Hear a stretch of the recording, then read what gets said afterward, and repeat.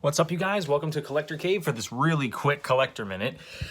So just a couple of things. One is I am super excited because I know Mezco Toys has been posting some things about G.I. Joe, the little Geek Beat and stuff.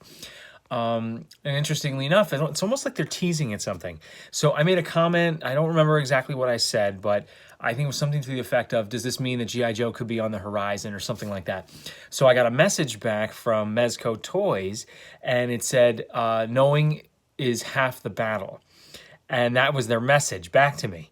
So I think that would just be amazing. To be honest with you, I am so excited if it's true. I don't know for sure.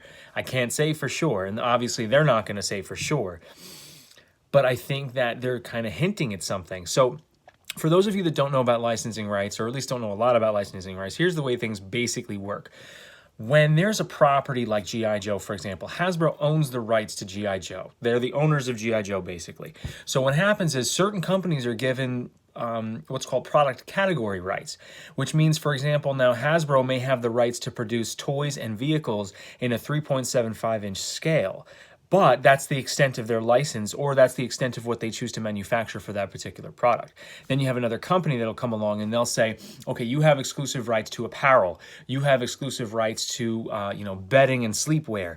You have exclusive rights to electronics and digital media, something like that. So there's category-specific licensing rights.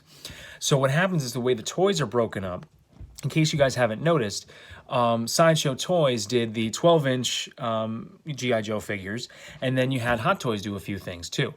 So what's really interesting about that is there's the possibility that the 6-inch licensing rights for the toys are up for grabs, which means basically that they will give the rights to whatever company is going to manufacture, but the details of that are that that's going to be in a 6-inch figure scale.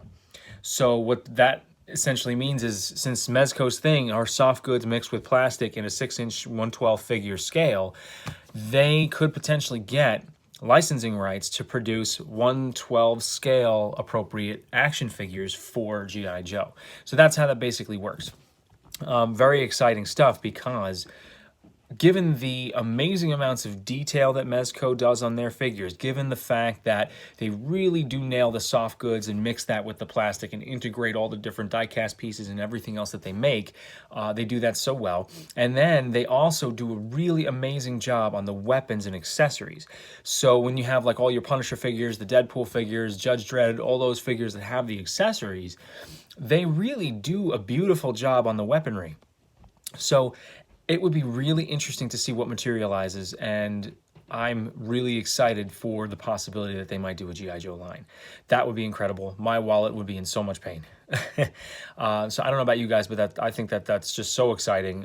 So I just wanted to do this really quick little video, because in case you guys don't know much about the licensing rights, that's basically the way it works. So long story short, to sum it up, licensing rights, it is possible for Mezco to obtain licensing rights to do a 1/12 figure, because it's in that scale. So Hasbro may not have an intention of producing a 1/12 figure scale, so they're going to give it to Mezco if they are the highest bidder.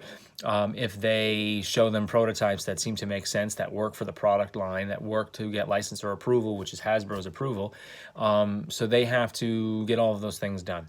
Now also, I believe Marvel still has some lingering rights to G.I. Joe, if I'm not mistaken, and if that's the case, Mezco already does work with Marvel. So it may be that there's a channel of opportunity there to translate a specific style of G.I. Joe. Maybe they're going to go for the comic books instead of the Real American Hero or something like that. Who knows? But there is an opportunity possibly to do that, and it seems like they might be hinting at something. So I guess we'll have to stay tuned at Toy Fair time to see if there's any product releases that are significant, if they're going to add some sort of a new license to the line. And I mean, as you guys know, there's tons of potential for licensing rights for G.I. Joe, but also there's tons of potential for the 1/12 product line. There are so many different things that Mezco can do to enhance their line, to add characters, to add licenses, to really make some amazing products that we're all going to get suckered into buying.